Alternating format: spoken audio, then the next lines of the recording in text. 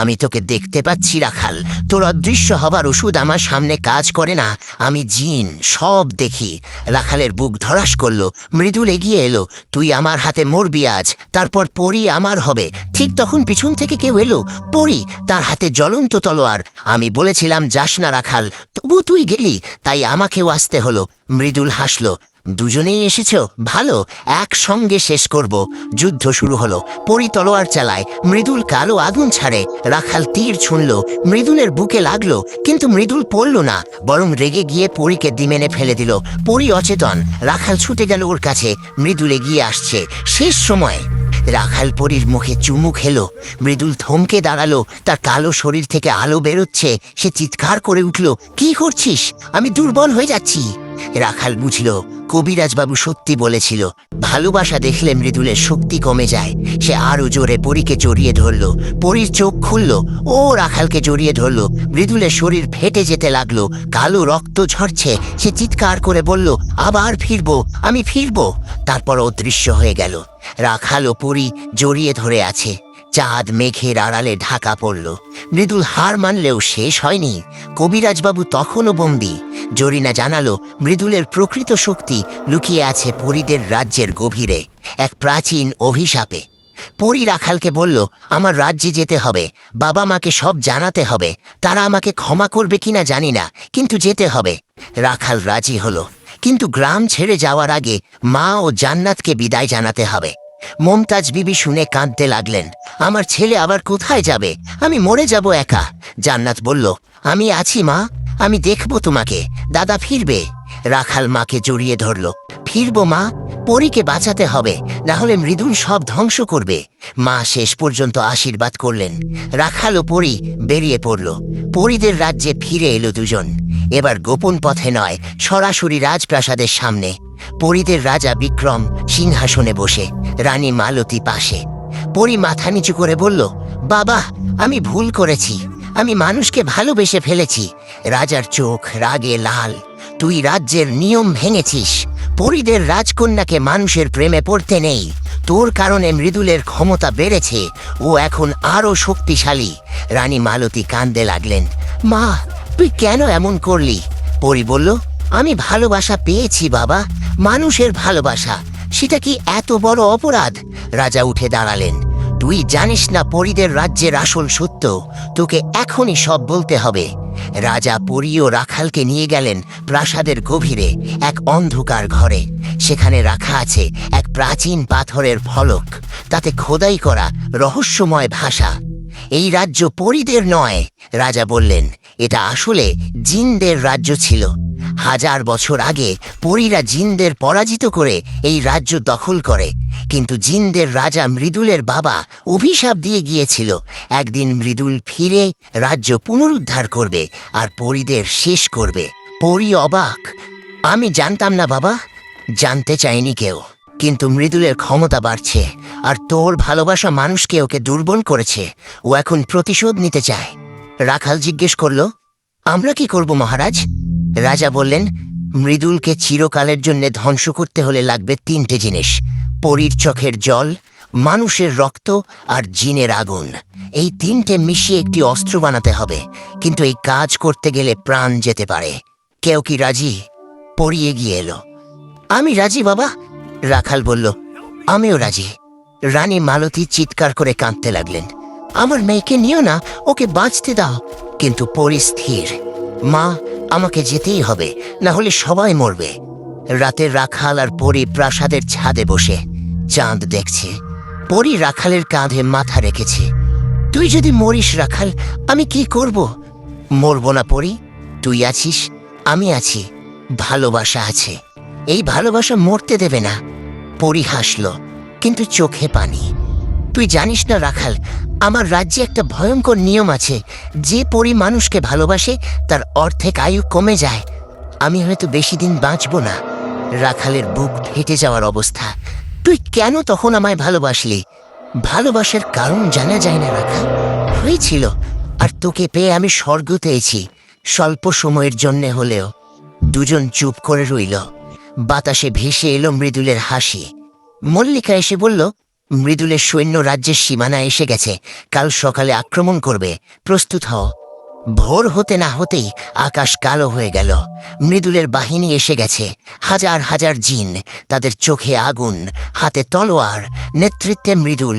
এবার আরো বড়, আরো ভয়ঙ্কর। পরীদের রাজার নির্দেশ, সব পরী যুদ্ধের জন্য প্রস্তুত। রাখালের হাতে দেওয়া হলো বিশেষ অস্ত্র, পরীর চোখের জল, মানুষের রক্ত, রাখালের নিজের রক্ত আর জিনের আগুন। মল্লিকা সংগ্রহ করেছিল, মিশিয়ে তৈরি তীর। রাখাল বলল, একটাই তীর? রাজা বললেন, একটাই যথেষ্ট। মৃদুলের হৃদয়ে লাগাতে হবে, অন্য কোথাও লাগলে কাজ করবে না। পরী রাখালের হাত ধরল। আমি যুদ্ধে যাচ্ছি, তুই পেছন থেকে তীর ছুড়বি। না, তুই যাবি না, তুই থাক। আমি পরী রাখাল, আমার দায়িত্ব। পরী উড়ে গিয়ে মৃদুলের সামনে দাঁড়ালো। আজ শেষ যুদ্ধ মৃদুল, আজ তোর শেষ। মৃদুল হাসল। আজ তোর শেষ পরী, তোকে আমি বন্দি করব, তারপর তোর প্রেমিকের চোখের সামনে তোকে কষ্ট দেব। পরীরা আকাশ থেকে বজ্রপাত ছাড়ছে, জিনরা আগুন ছাড়ছে, চারদিকে ধ্বংস। রাখাল মাটির ওপর দাঁড়িয়ে মৃদুলকে লক্ষ্য করছে, কিন্তু মৃদুল খুব দ্রুত, তীর ছোড়া যাচ্ছে না। পরী মৃদুলের সঙ্গে হাতাহাতি যুদ্ধ করছে। মৃদুলের শক্তি অনেক বেশি, পরী ধীরে ধীরে দুর্বল হয়ে যাচ্ছে। মল্লিকা এসে রাখালকে বলল, এখনই ছোড় তীর, পরী মরার আগে। রাখাল ধনুক টানল, লক্ষ্য করল মৃদুলের বুক, হাত কাঁপছে, ভয় লাগছে, ভুল হলে পরী মরবে। পরী চিৎকার করে উঠল, ছোড় রাখাল, এখনই ছোড়। রাখাল চোখ বন্ধ করে তীর ছড়ল। তীর বাতাস ভেদ করে গিয়ে মৃদুলের বুকের ঠিক মাঝখানে বিদ্ধ হলো। মৃদুল থমকে দাঁড়ালো, তার মুখ বিকৃত। সে চিৎকার করে উঠল, না, এটা হতে পারে না, আমি অমর। কিন্তু তীরের বিষ কাজ করল। মৃদুলের শরীর ফেটে যেতে লাগলো, কালো ধোঁয়ায় আকাশ ভরে গেল, সব জিন সৈন্য মাটিতে পড়ে গেল মৃত। মৃদুল শেষবারের মতো চিৎকার করে বলল, আমি ফিরব, কোনো একদিন ফিরব। তারপর অদৃশ্য। যুদ্ধ শেষ, পরীরা জয়ী, কিন্তু ক্ষতি অনেক, অনেক পরী মারা গেছে। রাজপ্রাসাদের অর্ধেক ধ্বংস। পরী রাখালের কাছে এলো, শরীর জখম, রক্ত ঝরছে। আমরা জিতেছি রাখাল। রাখাল পরীকে জড়িয়ে ধরল। তুই বেঁচে আছিস, এই আমার জয়। রাজা বিক্রম এসে বললেন, তোমরা দুজন বীর, আমি তোমাদের সম্মান জানাই। রাখাল, তুমি পরিরাজ্যের বন্ধু চিরকাল। কিন্তু রানী মালতী তখনও কাঁদছেন, কারণ তিনি জানেন মৃদুলের অভিশাপ পুরোপুরি যায়নি, ও আবার ফিরবে, আর তখন আরো ভয়ঙ্কর হবে। রাতে রাজা রাখাল পরীকে ডাকলেন, বললেন, মৃদুলকে চিরকালের জন্য শেষ করতে হলে আরেকটা কাজ বাকি। ওর হৃদয়ের টুকরো লুকিয়ে আছে কোথাও, ওই টুকরো ধ্বংস করলেই ও আর ফিরতে পারবে না। কিন্তু ওই টুকরো খুঁজে বের করা খুব কঠিন। কোথায় আছে? রাখাল জিজ্ঞেস করল। মানব জগতে, তোমাদের গ্রামের শ্মশানের নিচে, সেখানে একটি কালো পাথরের বাক্সে রাখা আছে। ওই বাক্স খুলতে লাগবে পরীর চোখের জল, মানুষের রক্ত আর জিনের চিৎকার। পরী বলল, জিনের চিৎকার মানে? মৃদুলের মুখ থেকে বের করা চিৎকার, কিন্তু ও এখন অদৃশ্য, ওকে ডাকতে হবে। রাখাল বলল, আমি ডাকবো, আমি ওর নাম ডাকলেও আসে। পরী ভয় পেল, না রাখাল, ও তোকে মেরে ফেলবে। তোর জন্য মরতেও রাজি আছি পরী, ডাকতে কি অসুবিধা? রাখাল আর পরী আবার মানব জগতে ফিরল, গেল শ্মশানে। রাত, চারদিক অন্ধকার, শুধু শেয়ালের ডাক। রাখাল জোরে ডাকলো, মৃদুল আয়, তোর সঙ্গে কথা আছে। কিছুক্ষণ কিছু না, তারপর মাটি ফেটে কালো ধোঁয়া বেরোলো। মৃদুলের আকার, দুর্বল কিন্তু চোখে আগুন। তুই আমায় ডাকলি রাখাল, তোর মরণ ডাক? না, তোর হৃদয়ের টুকরো ধ্বংস করতে চাই, তোকে চিরকালের জন্য শেষ করতে চাই। মৃদুল হাসল, তুই কি জানিস ওই বাক্স খুলতে গেলে তোর প্রাণ যাবে? যাক, পরী বাঁচলে আমি মরতে রাজি। মৃদুল থমকে গেল। ভালোবাসার কথা শুনে তার শক্তি কমে যায়। সে চিৎকার করতে লাগলো, আর সেই চিৎকারই জিনের চিৎকার। পরী ফাঁকা বোতলে সেই চিৎকার ভরে নিল, তারপর নিজের চোখের জল রাখালের রক্ত মিশিয়ে বাক্সের ওপর ছিটিয়ে দিল। বাক্স খুলে গেল, ভেতরে মৃদুলের হৃদয়ের টুকরো, কালো পাথরের মতো। রাখাল সেটা হাতে নিল।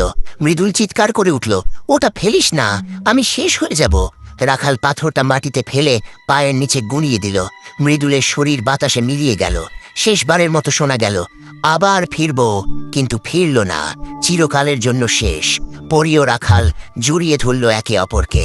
শ্মশানের অন্ধকারে আলো জ্বলল, তাদের ভালোবাসার আলো। মৃদুল শেষ, কিন্তু রাখাল আর পরীর সামনে আরও বড় পরীক্ষা। পরীদের রাজ্যের নিয়ম অনুযায়ী পরীর রাজকন্যা মানুষকে বিয়ে করতে পারবে না। যদি করে তাহলে তার অর্ধেক আয়ু চলে যায়, অর্থাৎ পরী মাত্র কয়েক বছর বাঁচবে। রাজা বিক্রম রাখালকে বললেন, তুমি যদি পরীকে সত্যি ভালোবাসো তাহলে ওকে ছেড়ে চলে যাও, ও বাঁচবে। রাখালের মনে যেন বজ্রপাত। আমি ওকে ছাড়বো? কি করে ছাড়বো? পরী এসে বলল, আমি রাজি না বাবা, আমি বাঁচতে চাই না রাখাল ছাড়া। রানী মালতী কাঁদতে লাগলেন, মা তুই পাগল, তোর পুরো জীবন পড়ে আছে, মানুষটার জন্য কেন সব নষ্ট করছিস? পরী মায়ের দিকে তাকালো, মা তুমি কি বাবাকে ভালোবাসো? হ্যাঁ। তাহলে বোঝো, ভালোবাসা ছাড়া বাঁচা যায় না। কয়েক বছর বাঁচবো, কিন্তু ভালোবেসে বাঁচবো। রাজা মাথা নিচু করলেন, আমি রাজি, তুই যা খুশি কর। রাখাল উপরই গ্রামে ফিরল। এবার আর লুকোতে হবে না। রাখাল সবাইকে জানিয়ে দিল, এ পরী ওর বউ, যার যা বলার বলে নেবে। গ্রামের লোকেরা ধীরে ধীরে মানিয়ে নিচ্ছে। হাশেম মিয়াও চুপ, কারণ আব্বাস মিয়া সহ কয়েকজন রাখালের পক্ষে। বিয়ে ঠিক হলো 7 দিন পর। গ্রামের মন্দিরে সরল আয়োজন। মমতাজ বিবি খুশি, জান্নাতও খুশি। সবাই মিলে প্রস্তুতি নিচ্ছে, কিন্তু পরীর শরীর ক্রমশ দুর্বল হয়ে যাচ্ছে। রাজ্যের নিয়ম অনুযায়ী মানুষের সংস্পর্শে এসে পরীর শক্তি কমে যায়, আর বিয়ে মানে চিরকালের সংস্পর্শ। তাহলে পরীর আয়ু আরও কমে যাবে। রাখাল বুঝতে পারে। একদিন রাতে পরীকে জিজ্ঞেস করল, তুই কতদিন বাঁচবি? পরী চুপ করে রইল। তারপর বলল, 5 বছর, হয়তো 7 বছর। রাখালের বুক ফেটে গেল। তবে কেন বিয়ে করছিস? তুই বাঁচতে চাস না? বাঁচতে চাই, তোকে নিয়ে বাঁচতে চাই, সামান্য সময়ের জন্য হলেও। রাখাল কাঁদল, অনেক কাঁদল। পরীও কাঁদল। জান্নাত সব শুনে ফেলল। সেদিন রাতে জান্নাত পরীকে বলল, বউ তুমি চলে যাও, আমার দাদাকে ভুলে যাও, ও বাঁচবে, তুমি বাঁচবে। পরী জান্নাতের মাথায় হাত বুলিয়ে দিল, তুই বুঝিস না রে, ভালোবাসা মানে শুধু পাওয়া না, দেওয়াও। আমি দিতে চাই, আমার বাকি জীবন দিতে চাই তোর দাদাকে। বিয়ের দিন এলো। গ্রাম সেজেছে, মন্দিরে ফুলের সাজ। পরী সাজল, লাল শাড়ি, গয়না, দেখতে যেন সত্যিকারের পরী।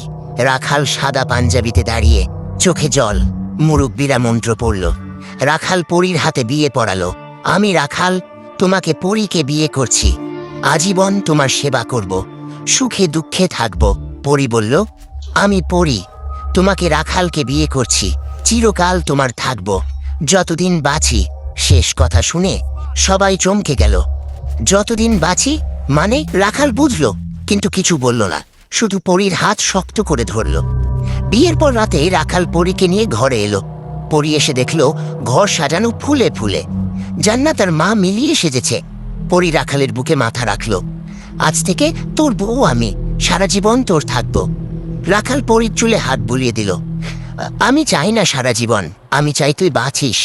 পরী চুপ করে রইল। রাতে তারা পাশাপাশি শুয়ে রইল। আকাশে চাঁদ, ঘরে আলো নেই, শুধু ভালোবাসা। সকালে পরী উঠে দেখল রাখাল নেই। খুঁজতে গিয়ে পেল রাখাল বসে আছে নদীর ধারে, কাঁদছে। পরী গিয়ে পাশে বসল। কাঁদিস না রাখাল, আমি আছি। তুই কদিন থাকবি? আমি কদিন তোকে পাবো? পরী রাখালের হাত ধরল। শেষ মুহূর্ত পর্যন্ত থাকবো তোর পাশে, তোকে ছেড়ে যাব না। রাখাল পরীর মুখের দিকে তাকালো। আমি যদি পরী হতাম তাহলে আমি মানুষ হতাম। ভালোবাসা মানুষ আর পরী বোঝে না রাখাল, ভালোবাসা শুধু ভালোবাসা বোঝে। দুজন নদীর দিকে তাকিয়ে রইল। স্রোতের মতো তাদের জীবন এগিয়ে যাচ্ছে, কিন্তু কখন থামবে কে জানে। বাড়ি ফিরে রাখাল দেখল মা বসে আছে দরজায়, মুখ চিন্তিত। বাপ, পরীর শরীর খারাপ হচ্ছে না তো? রাখাল কিছু বলতে গিয়েও পারল না। পরী তখন রান্নাঘরে। হঠাৎ শব্দ, গুড়িয়ে পড়ার শব্দ। রাখাল ছুটে গেল, দেখল পরী পড়ে আছে অচেতন হয়ে। রাখাল ওকে কোলে তুলে নিয়ে এলো বিছানায়। গ্রামের ডাক্তার এসে দেখল কিছুই বুঝতে পারল না। বলল ওর শরীরে কোনো রোগ নেই, কিন্তু শক্তি ফুরিয়ে যাচ্ছে। রাখাল বুঝল পরীদের নিয়ম, ভালোবাসার মূল্য দিতে হচ্ছে পরীকে। জান্নাত কাঁদছে, মমতাজ বিবি কাঁদছে। গ্রামের লোকেরা এসে জমায়েত হলো। এবার হাশেম মিয়াও চুপ। তিনিও দেখছেন পরী ভালো মেয়ে, সত্যি ভালোবাসে রাখালকে। পরী রাতে জ্ঞান ফিরে পেল। রাখাল ওর পাশে বসে, চোখ লাল। আমি কতদিন ছিলাম অচেতন? 6 ঘন্টা। তুই ভয় পেয়েছিলি পরি? পরি হাসলো। আমি মরতে ভয় পাই না রাখাল, শুধু তোকে একা রেখে যেতে ভয় পারি। তুই যাবি না, আমি যাব তোর রাজ্যে, সেখানে থাকবো, তোকে বাঁচাবো। পরি মাথা নাড়ল। সেখানে তুই বাঁচবি না, মানুষ সেখানে যায় না, যেতে পারে না। পরদিন কবিরাজ বাবু এলেন। মৃদুলের বন্দিদশা থেকে মুক্তি পেয়েছেন তিনি। রাখালোকে সব বলল। কবিরাজ বাবু দীর্ঘশ্বাস ফেললেন। পরীকে বাঁচানোর একটা উপায় আছে, কিন্তু সেটা খুব কঠিন, আর সেটার জন্য লাগবে মানুষের বলিদান। রাখাল বলল, আমি দেব, আমার জীবন দেব। কবিরাজ বাবু মাথা নাড়লেন। তোর জীবন দিলে পরি বাঁচবে, কিন্তু তুই মরবি, আর পরি তোকে ছাড়া বাঁচবে না। তাহলে লাভ কি? পরি বলল, কবিরাজ বাবু, আর কোনো উপায় নেই? আছে। পরিদের রাজ্যের কেন্দ্রস্থলে অমৃতের কূপ আছে। সেই কূপের পানি খেলে পরির আয়ু বেড়ে যায়, কিন্তু সেই কূপের পাহারায় আছে এক ভয়ঙ্কর প্রহরী, অগ্নি রাক্ষস। ওর কাছে গেলে প্রাণ যেতে পারে। রাখাল বলল, আমি যাব। পরি বলল, আমিও যাব। কবিরাজ বাবু বললেন, তোমাদের দুজনকেই যেতে হবে, কারণ অগ্নি রাক্ষস কেবল ভালোবাসার সামনে দুর্বল হয়, একা গেলে ও খেয়ে ফেলবে। রাখাল আর পরি আবার পরিদের রাজ্যে ফিরল। এবার লক্ষ্য অমৃতের কূপ। পথ দেখালো মল্লিকা। কূপটা রাজ্যের এক প্রান্তে, যেখানে কেউ যায় না। চারদিকে জ্বলন্ত আগুন, গরমে শ্বাস নিতে কষ্ট। অগ্নি রাক্ষস এলো, বিশালাকার, গায়ে আগুন, চোখ দুটো সূর্যের মতো জ্বলছে। ও গর্জে উঠল, কে এসেছে আমার এলাকায়? পরি বলল, আমি পরিদের রাজকন্যা, আমার প্রাণ বাঁচাতে এসেছি। অগ্নি রাক্ষস হাসল, তোমার প্রাণ বাঁচাতে হলে দিতে হবে মানুষের প্রাণ। ওই মানুষটাকে দাও, তাহলে পানি পাবে। রাখাল এগিয়ে গেল। আমি দিতে রাজি, কিন্তু আমার মরার আগে পরীকে একবার জড়িয়ে ধরতে দাও। রাখাল পরীকে জড়িয়ে ধরল। পরী কাঁদছে। রাখাল ওর কানে ফিস ফিস করে বলল, আমি তোকে ভালোবাসি পরী, তুই বাঁচবি, আমার জন্য বাঁচবি। অগ্নি রাক্ষস ধৈর্য হারিয়ে ফেলল। ঢং বন্ধ কর, দে ওই মানুষটাকে, নইলে দুজনকেই পুড়িয়ে মারব। পুরী তখন রাখালের বুক থেকে মুখ তুলল, চোখে আগুন। সে অগ্নি রাক্ষসের দিকে এগিয়ে গেল। তুই জানিস না অগ্নি রাক্ষস, ভালোবাসার শক্তি কি? তুই বুঝিস না, তুই কেবল পোড়াতে জানিস, কিন্তু ভালোবাসার আগুন কখনো দেখিসনি। পুরীর দেহ থেকে নীল আলো বের হতে লাগলো। আলো এত তীব্র যে অগ্নি রাক্ষস পিছু হটল। কি করছিস তুই? তোর সব শক্তি শেষ হয়ে যাবে। আমি জানি, কিন্তু আমার রাখালকে বাঁচাতে হবে। পরি দুই হাত বাড়িয়ে দিল। নীল আলো গিয়ে অগ্নি রাক্ষসের বুকে লাগলো। রাক্ষস চিৎকার করে উঠল, না, এটা হতে পারে না, আমি পরাজিত হতে পারি না। কিন্তু পরীর ভালোবাসার শক্তি অপরাজেয়। অগ্নি রাক্ষসের শরীর ফেটে যেতে লাগলো। আগুন নিভে গেল। রাক্ষস মাটিতে পড়ে গেল, অচেতন। পরি দুর্বল হয়ে পড়ে যাচ্ছিল। রাখাল দৌড়ে গিয়ে ওকে ধরে ফেলল। পরি, তুই কি করলি? পরি চোখ মেলে তাকালো, হাসলো। কূপের পানি নিয়ে আয় রাখাল, আমার সময় কম। রাখাল দৌড়ে কূপের কাছে গেল, হাত দিয়ে পানি তুলল, ফিরে এসে পরীর মুখে দিল।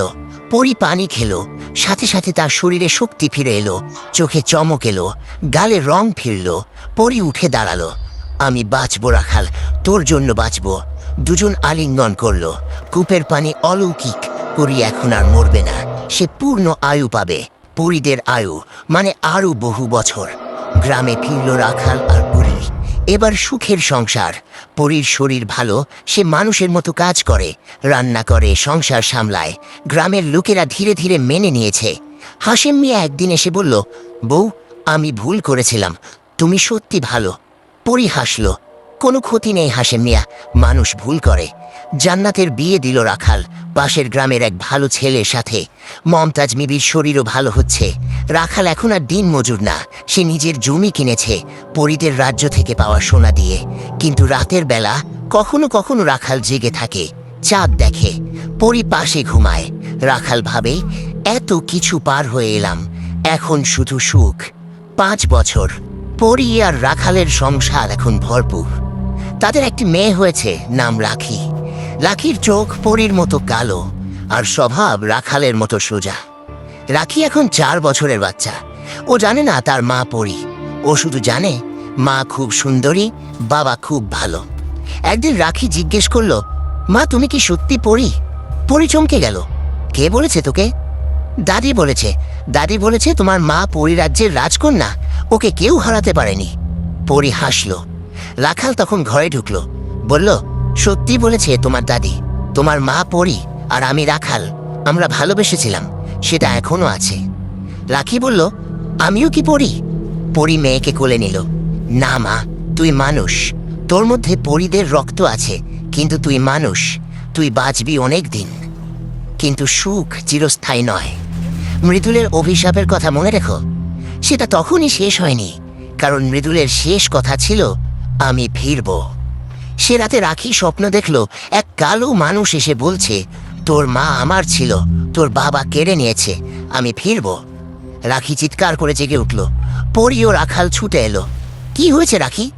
মা, একজন কালো মানুষ এসেছিল, বলেছিল তুমি ওর ছিলে, বাবা কেড়ে নিয়েছে।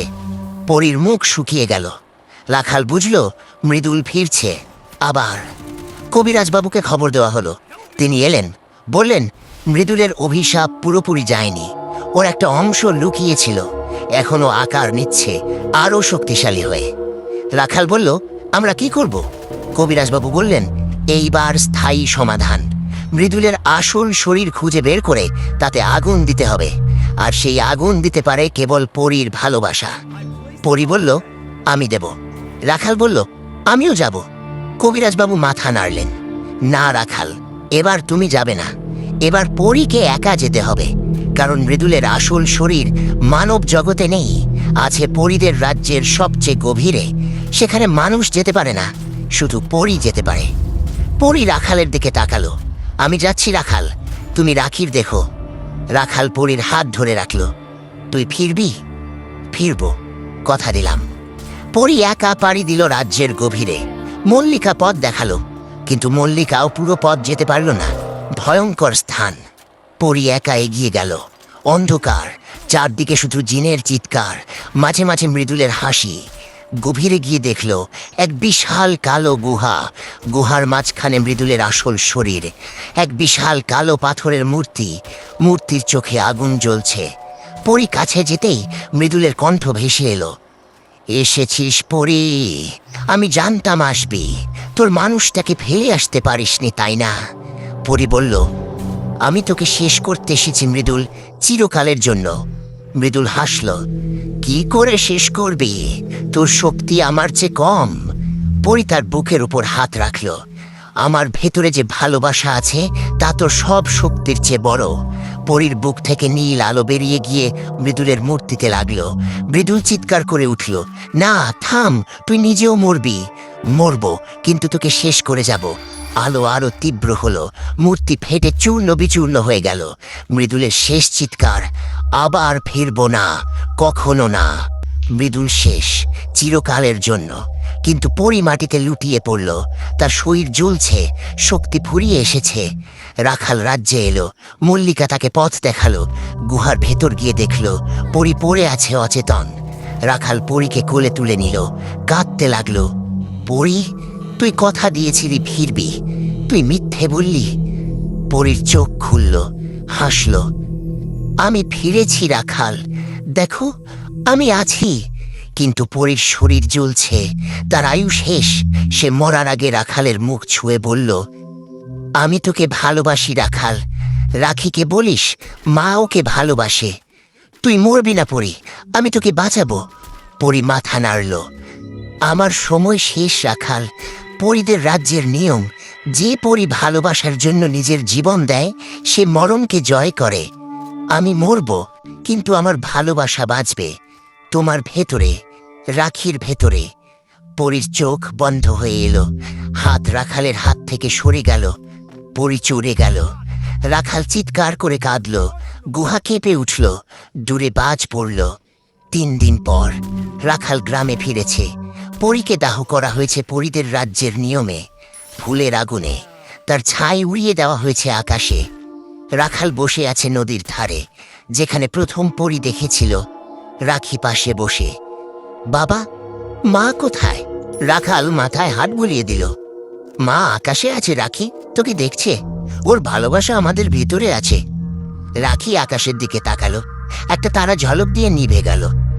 বাবা, মাকে পরী ছিল? হ্যাঁ বাবা, মা পরী ছিল, আর আমি রাখাল। আমরা ভালোবেসেছিলাম, এখনো ভালোবাসি, চিরকাল ভালোবাসবো। জান্নাত এলো, তার চোখে পানি। দাদা বাড়ি চলো, মা ডাকছে। রাখাল উঠে দাঁড়ালো, রাখির হাত ধরে বাড়ি ফিরল। 5 বছর পর। রাখির বয়স 9 বছর। সে এখন বড় হয়েছে, মায়ের গল্প শুনতে ভালোবাসে। বাবা প্রতিদিন রাতে একই গল্প শোনায়, পরী আর রাখালের গল্প। একদিন রাখি বাবার কাছে প্রশ্ন করল, বাবা তুমি কি আবার বিয়ে করবে না? রাখাল হাসল, না রাখি, আমার বউ একটাই ছিল, আছে, থাকবে। পরী আমার বউ ছিল, আমি রাখাল। রাখালের বউ যখন পরী তখন আর কিচ্ছু লাগে না। রাতে রাখাল স্বপ্ন দেখল, পরী এসেছে, সাদা শাড়িতে, চুলে জুঁইমালা, হাত বাড়িয়ে বলল, এদিকে আয় রাখাল। রাখাল জেগে উঠল, দেখল বাইরে কুয়াশা, নদীর ধারের বাঁশঝাড়ের দিকে আলো জ্বলছে, নীল আলো। রাখাল বেরিয়ে গেল, বাঁশঝাড়ে গিয়ে দেখল পরী দাঁড়িয়ে হাসছে। পরী, তুই? আমি ফিরেছি রাখাল। পরীদের রাজ্যের নিয়ম, যে পরী ভালোবেসে মরে সে আবার ফিরতে পারে, একবার, শুধু একবার। আমি ফিরেছি তোকে দেখতে। রাখাল দৌড়ে পরীর কাছে গেল, জড়িয়ে ধরল। পরীর শরীর উষ্ণ, স্পর্শ বাস্তব। তুই থাকবি? আজ রাত পর্যন্ত, সকালে চলে যাব, চিরকালের জন্য। রাখাল কাঁদল, পরীও কাঁদল। তারা সারা রাত কথা বলল, পুরনো দিনের কথা, রাখির কথা, ভালোবাসার কথা। সকাল হলে পরী রাখালের কপালে চুমু খেলো, যাচ্ছি রাখাল, তোকে ভালোবাসি, রাখিকে ভালোবাসি, সবাইকে ভালোবাসি। পরী ধীরে ধীরে মিলিয়ে গেল, শেষবারের মতো হাত নাড়ল, তারপর অদৃশ্য হয়ে গেল। রাখাল ফিরে এলো, রাখি দরজায় দাঁড়িয়ে বলল, বাবা, মাকে দেখলাম, স্বপ্নে নাকি সত্যি? রাখাল হাসল, সত্যি রাখি, মা এসেছিল, আমাদের শেষবার দেখে গেল। রাখাল আর বিয়ে করল না, পরীকে নিয়েই বাঁচল, রাখিকে বড় করল। যখন রাখির বিয়ে হলো তখন রাখাল কাঁদল, মনে পড়ল পরীর কথা। গ্রামের লোকেরা এখনো গল্প করে, রাখালের বউ ছিল পরী, ওরা ভালোবেসেছিল, সেই ভালোবাসা এখনো আছে। বাঁশঝাড়ের ওপর কুয়াশার রাতে নীল আলো জ্বলে। কেউ কেউ বলে পরী এখনো আসে রাখালের জন্য। রাখাল বুড়ো হয়ে গেল। একদিন শীতের রাতে সে ঘুমিয়ে পড়ল, আর জাগল না। রাখি এসে দেখল বাবা হাসছে, স্বপ্ন দেখছে, নিশ্চয়ই মায়ের সাথে দেখা হচ্ছে। শেষ কাজের আগে রাখি বাবার হাত খুলে দেখল সেই পুরনো কালো আংটি, পরী দেওয়া আংটি। রাখি নিজের হাতে পরিয়ে নিল, মায়ের ভালোবাসা নিজের ভেতরে রাখল। বাঁশঝাড়ের ওপর সেদিন নীল আলো জ্বলল, অনেকক্ষণ জ্বলল, তারপর নিভে গেল। গল্প শেষ হলেও ভালোবাসা হয়নি শেষ, চিরকাল থাকবে। এই গল্পটি শুধু রাখাল আর পরীর না, এটা সবার গল্প, যারা ভালোবাসে, যারা হারায়, যারা আবার ফিরে পায়। ভালোবাসা কখনো মরে না, সেটা বাঁশঝাড়ের কুয়াশায়, নদীর স্রোতে, মায়ের চোখের জলে, বাবার হাসিতে, সব জায়গায় থাকে। যদি কখনো রাতে নীল আলো দেখো, জেনো পরী ফিরেছে, আবার অন্য কারোর জন্য। গল্পটি আপনার কাছে কেমন লেগেছে কমেন্ট করে জানাবেন। সমাপ্ত।